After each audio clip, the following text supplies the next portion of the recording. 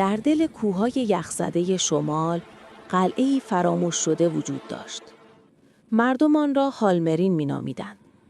شبها صدای فریادهایی از درون دیوارهای سنگی شنیده می‌شد.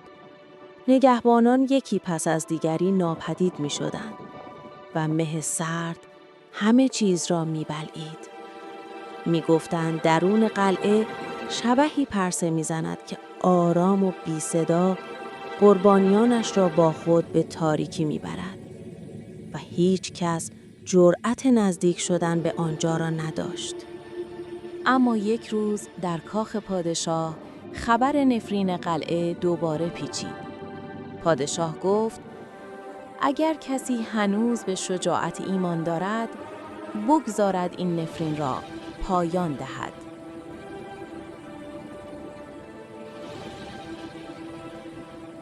و تنها یک نفر پیش قدم شد. سر الیاس، شوالیه‌ای که نامش با وفاداری آمیخته بود. او سوگند خورد حقیقت را بیابد، حتی اگر این آخرین سفرش باشد. با شمشیر اجدادیش و اسبی سیاه و وفادار راهی سرزمین سایه ها شد.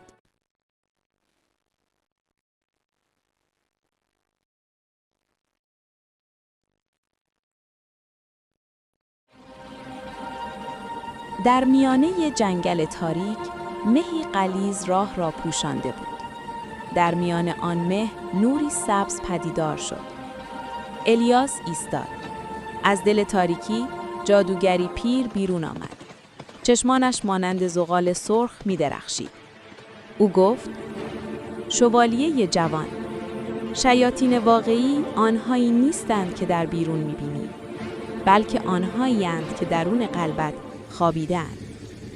و پیش از آن که الیاس پاسخ دهد، جادوگر در مه ناپدید شد. تنها صدای خنده مرموز باقی ماند که در باد پیچید.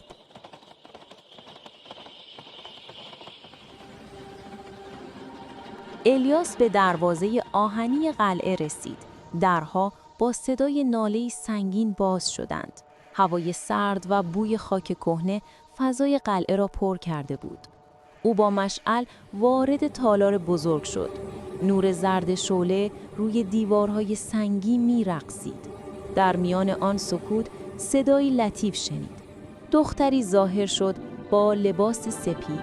چهرهش آرام اما چشمانش غمگین. او روحی بود از قرن‌های دور. روح گفت من الارا هستم، شاهزاده این سرزمین.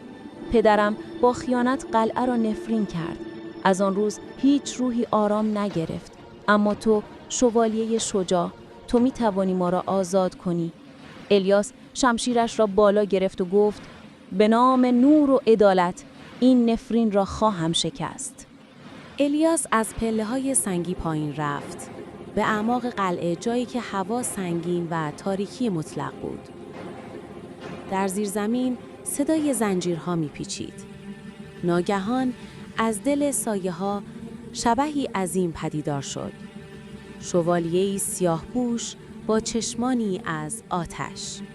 او گفت من نگهبان نفرینم و تو آخرین قربانی من خواهی بود.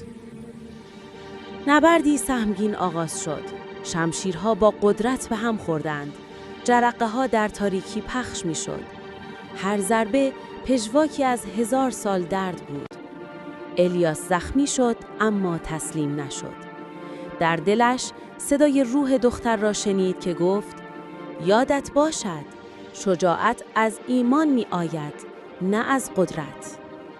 الیاس با فریاد بلند شمشیرش را فرو آورد. نوری سفید تالار را پر کرد و شبح در میان نور ناپدید شد. صبح روز بعد نور طلایی خورشید از پنجره‌های شکسته قلعه عبور کرد. مه از میان رفت و هوا دوباره زنده شد. روح الارا در میان نور لبخند زد و آرام ناپدید شد. نفرین شکسته شده بود. الیاس خسته و زخمی به سوی پادشاه بازگشت.